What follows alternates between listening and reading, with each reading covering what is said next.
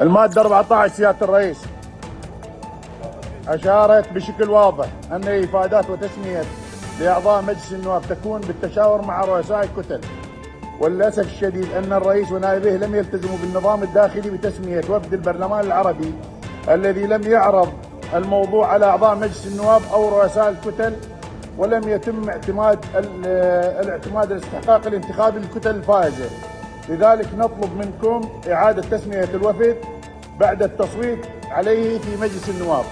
وأنا أعتقد جنابك قدمت لك كتاب رسمي على اعتبار احنا الكتلة الثانية الفائزة، وجنابك وقعته واعتمدته، وقلت لي راح اخذ موافقة والتشاور في المجلس السياسي، وانطيت الاسماء بدون من الرجوع للكتلة، وتجاهلت كل هذا الموضوع.